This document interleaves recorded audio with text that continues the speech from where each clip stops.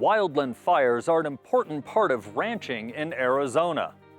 If you don't burn in this country, you are going to lose your grass over time. It's just, that's the way these grasses evolved. Wildfires are also important for the health of the mountains.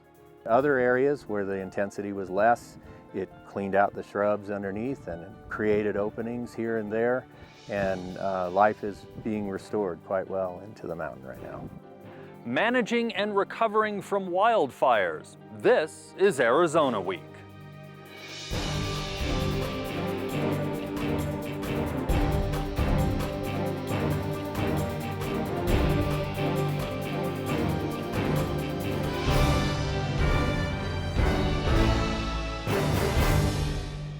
Hello and welcome to Arizona Week. I'm Christopher Conover in for Lorraine Rivera. It's time for the monsoon in Arizona, and while that brings plenty of relief, it also brings wildfires. Some people say wildfires are bad, but they're also a good thing for the environment, whether you're up here in the mountains or in the grasslands of the state. As we begin this week's look at wildfires and wildfire management, let's think about the economy, the 5 C's, cattle specifically.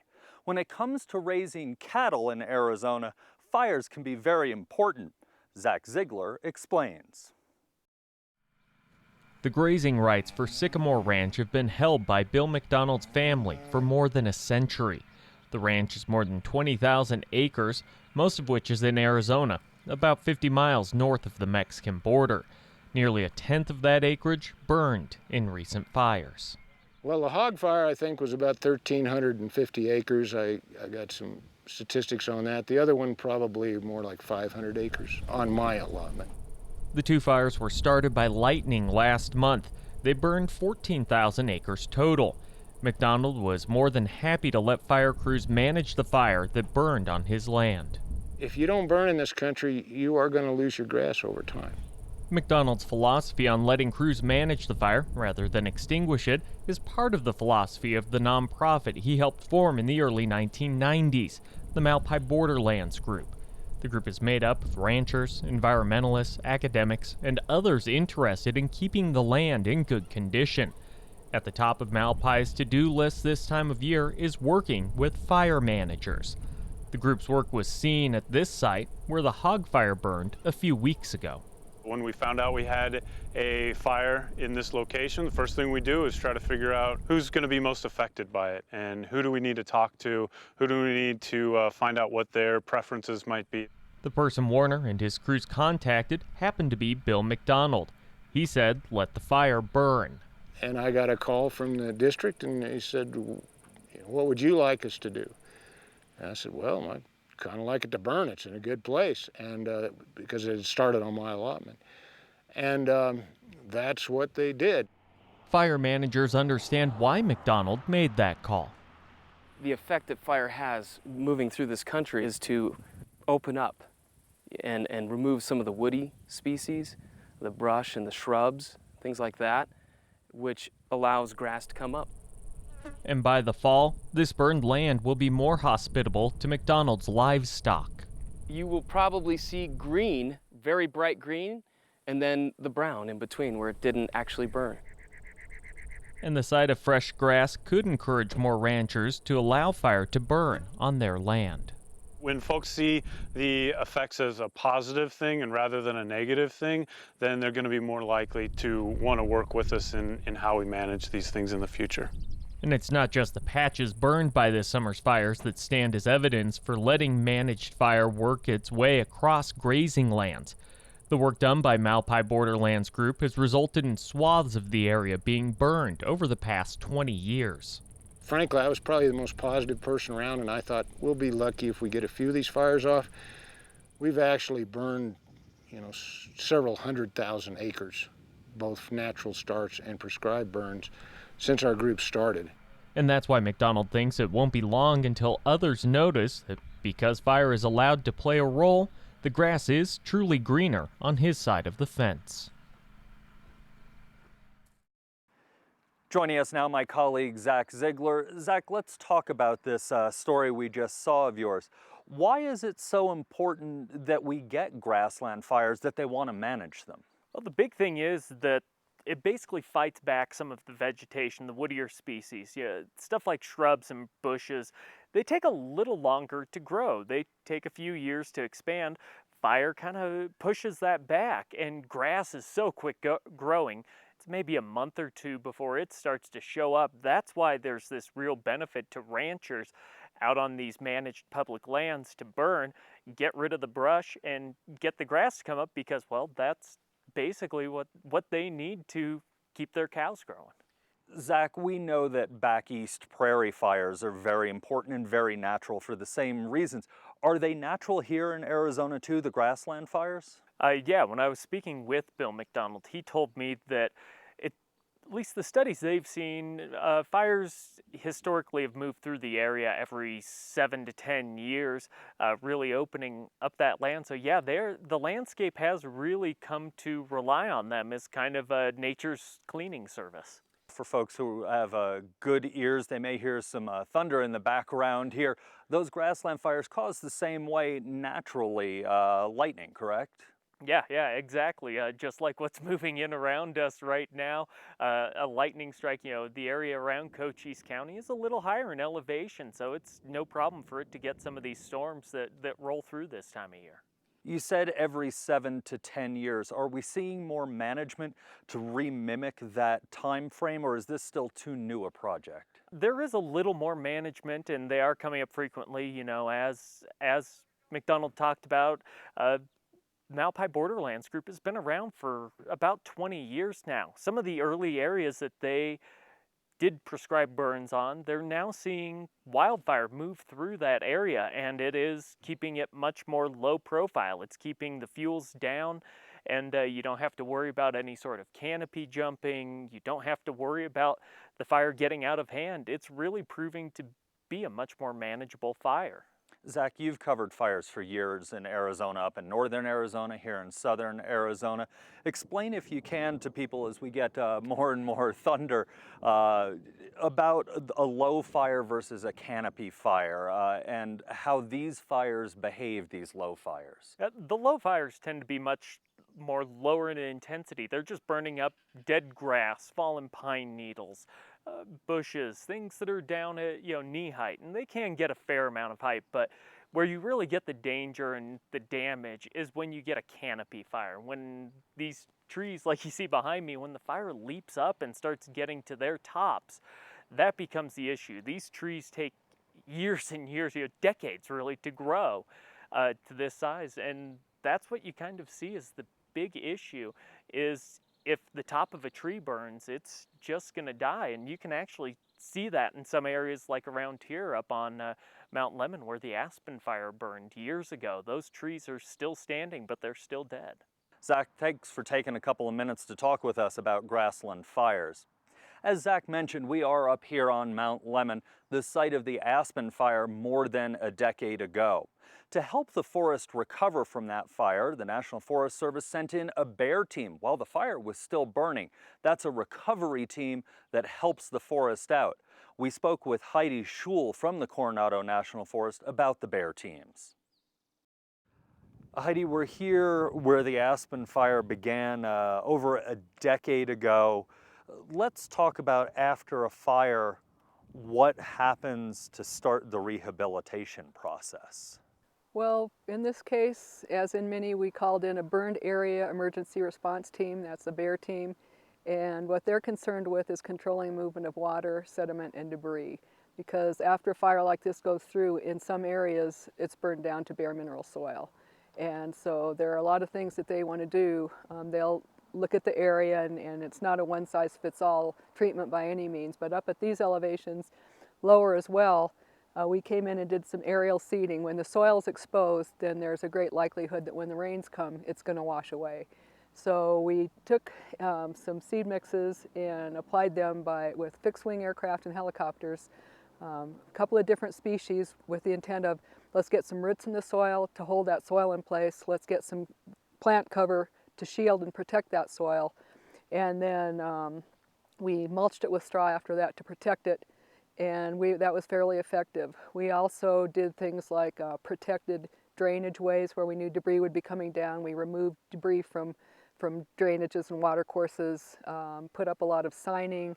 So there was a major effort to do a lot of different things to control the movement of the water and the sediment and the debris, and to let people know what hazards might be associated with that.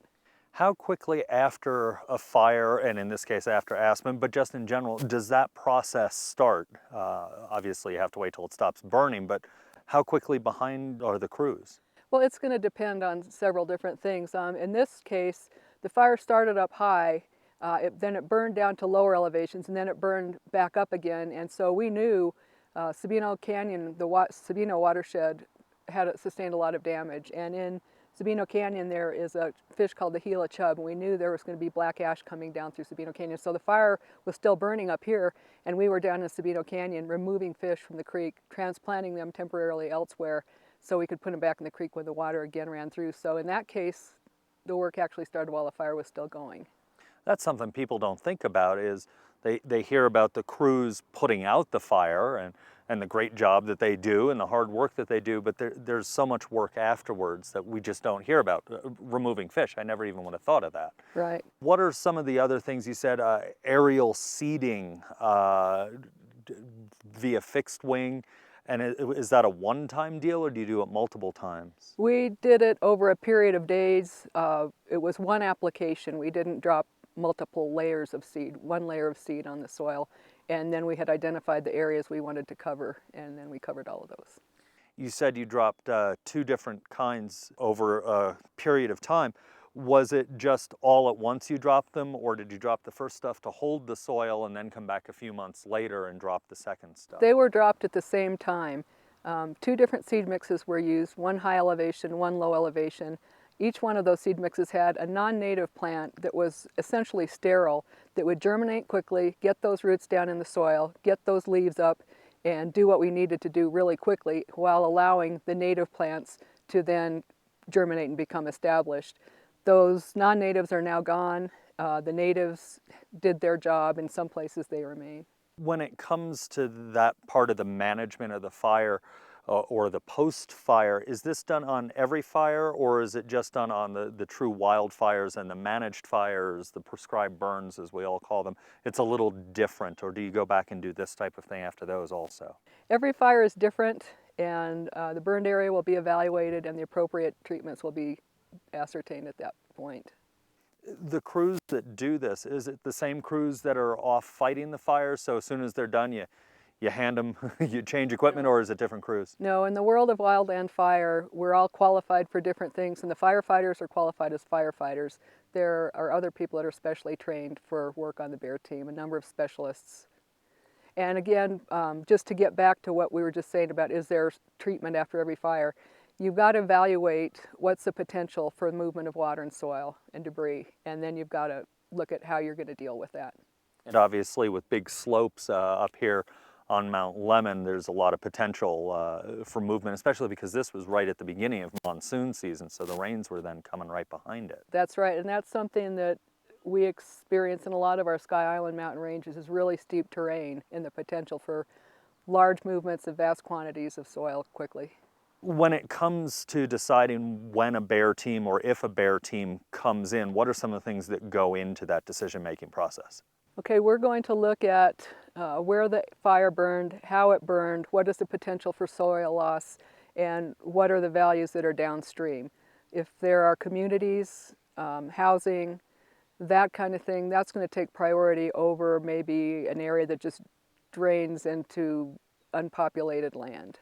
For example, the Monument Fire, you had decisions to make. Right, the Monument Fire, we had a lot of high severity burning where the vegetation was completely burned away, and there was a potential for a lot of soil to move downslope where there were a lot of homes. So we did a lot of the similar work on that with the seeding and so forth. When the Aspen Fire burned nearly a decade ago, hundreds of homes in the town of Summerhaven were destroyed. Those homes have now recovered, as has the town. And that's what a lot of people talk about when they talk about the recovery following the Aspen Fire. But the recovery of the natural area was just as important. Josh, let's talk about recovery when it comes to fires. A lot of people think fires are bad for the forest. That's not true. Yeah, not exactly. You know, we're standing here in in what was the Aspen fire, and of course it had its human-related tragedy with the loss of homes in Summerhaven, but it also had some good benefits to the ecosystem that's out here, which is itself adapted to having fire run through it. For time immemorial, this forest was maintained primarily through fire as its disturbance regime.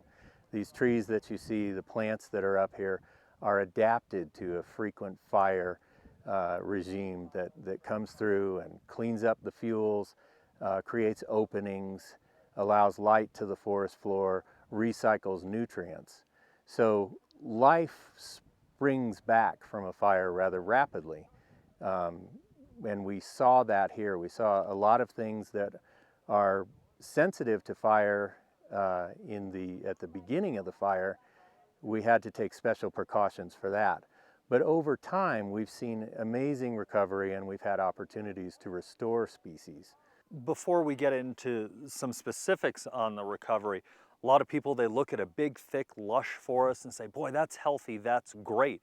We actually have examples of that here right by us. That's not great, at least for forests here. That is correct. So as I said before, the fire was a natural disturbance regime in here, which kept the forest more open and thinned things out. Over the course of 100 years, we had gotten very good at putting fires out. And the forest, as a result, grew up in crowded conditions with high fuel loads. And you can see across very thick forest that still hasn't been treated yet. And that too is in sort of an unnatural condition. At least unnatural when it is spread over every acre. But in these conditions, we'd like to see fire run through in a more frequent period to be able to thin those forests out, to be able to reduce those fuels, provide those openings. And that becomes the challenge of management of our national forests. And when it comes to thinning things out, we're talking about forests, but you get something recent like the hog fire, which as we saw turned into a management, that's grasslands, that's also positive, correct? That's a very positive thing. Fire cycles nutrients. And the hog fire occurred in ecosystems that need that frequent nutrient recycling. So there was the opportunity there to allow fire to play its natural role. You will see very rapid response to that. Almost as soon as the rains get on that, it will be coming back in lush green with all of those nutrients released back into the soil. The plants in that particular area are adapted to responding very quickly to fire. They will come back. That too happened on the Aspen fire in the lower elevations, but here we are up in the higher elevations. So you see rather large changes in certain areas where all of the overstory was lost in the areas of higher intensity. And it will take some time, many hundreds of years, for that to restore back to a forested condition. Right now it's coming back in shrubs and forbs and grasses. But other areas where the intensity was less, it cleaned out the shrubs underneath and created openings here and there. And life is being restored quite well into the mountain right now. When it comes to regrowth, especially of trees, we're going to see, as some people call them, the toothpicks, the pine trees, the conifers, they're not going away, but things like the oaks are coming back. Right, the dead standing trees are going to stay there until they fall down, and then they will rot, and then their nutrients go back into the soil. The seed bank that is there will re-sprout, and you'll see conifers coming in. But in this habitat where we're standing, you see it's a pine oak woodland.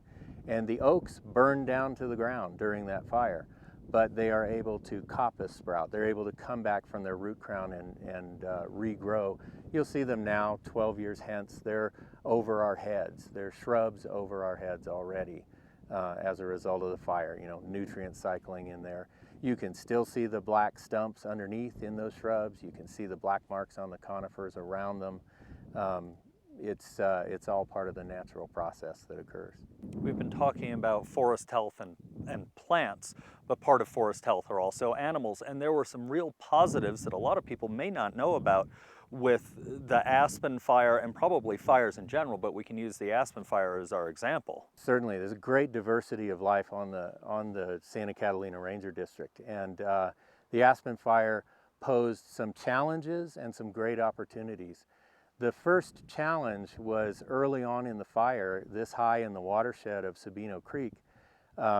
We lost a lot of trees, a lot of ash was on the ground, and the rains were coming, and we recognized that a federally listed endangered fish species, the Gila chub, which occurs in Sabino Creek, was at risk when the rains came and put all that ash in the water. We coordinated with our partner agency, Arizona Game and Fish, who immediately responded and scrambled, went down into Sabino Creek and salvaged over 900 Gila chubs out of there, put them into hatcheries and the Desert Museum, a few other places like that, to keep them until after the rains, which brought down the ash and killed the remaining chub in the creek. But a couple years later had washed out the system, we were able to put them back. And not only had that been an excellent opportunity to restore them, but the ash had cleaned out the non-native fish, which were a threat to the species itself. Subsequently, crayfish, which were also a threat to the species. In the absence of the non-native fish there, also putting pressure on Gila chub, the Gila chub themselves appear to have been able to eradicate the crayfish. So Sabino Creek has been free of non-natives since about 2005. It's a great success story. Now, other success stories up here include, as we talked about with the bear team, coming in and doing bale bombing and reseeding. It created conditions out there where small mammal populations were able to explode. There was a great many forbs, there was a lot of seed available for them, and so their populations grew, and on top of them, their predators were able to do very well. One of those predators was the Mexican spotted owl, again, federally listed as threatened, and that species up here had some of its best reproductive years on record in the years subsequent to the aspen fire. That also happens to be that we got wonderful rainfall for a couple years thereafter. So the combination of events, the restoration activities, and some very fortunate rainfall meant that the spotted owls actually did fairly well thereafter. That also is the same case for the northern goshawk. To this day, we still see improvements in things like white-tailed deer. Their populations have grown, and again, Arizona Game and Fish monitors them every year, and they've had very positive results. A great deal of fawns, the fawn-to-doe ratio, the buck-to-doe ratio is very high on this mountain range. It stays positive as a result of the ecological changes which have occurred, more openings, more available browse species, more food for them. It also opened up the opportunity to restore a species of turkey that had not been here for 50 years, the Gould's wild turkey. And Game and Fish and Forest Service helped to partner to restore those to this mountain range, and they are thriving because we now have a more diverse habitat and greater resources for them to live with. Of course, on top of those kind of species, then, just like with the small mammals and their predators, the goshawks and the spotted owls were able to thrive, well, we have the larger ungulates and the turkeys here, and so other predators are able to thrive. We also have a very healthy mountain lion, bobcat, and coyote population on this mountain as a result. And all of these benefits have accrued because of the role that fire plays in managing forests naturally. Again, in an ecosystem like this, fire is natural, and while it scares people, it threatens homes and businesses as it did here, and it has in many other places, it's part of the system and it needs to be managed and dealt with. That's correct. We take every opportunity we can to allow fire to play its natural role. Now, if there is a human-caused fire, we suppress those. But in the case where we have natural ignitions, perhaps from lightning, We have had some opportunities even on this district to be able to allow things to go. The Guthrie fire of 2012, I believe, went to about 5,000 acres of treatment. You've been speaking about the hog fire. That's a great opportunity to allow fire to play its natural role in the ecosystem. These are the opportunities we look for. We have to weigh a lot of things. What values are at risk? Is it in a good place for us to manage it? Are conditions right for us to manage it? Do we have enough resources to be able to manage it? These are all things that play into our decisions to decide whether or not to allow fire to play a natural role for any given start. Battling wildfires and controlling them is complicated work. Lorraine Rivera has our next segment.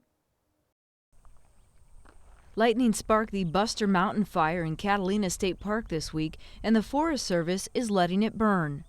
I'm not concerned because I know that a part of the ecosystem is regrowth from fires, so I think it's just to let the nature do its own thing.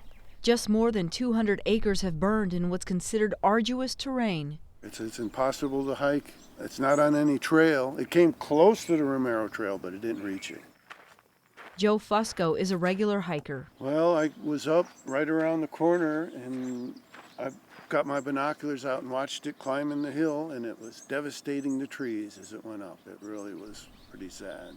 The Forest Service says this fire actually benefits this ecosystem, and for that reason, crews are not battling the flames. Though the Forest Service is actively monitoring its progress, the heavy rainfall has helped contain the fire.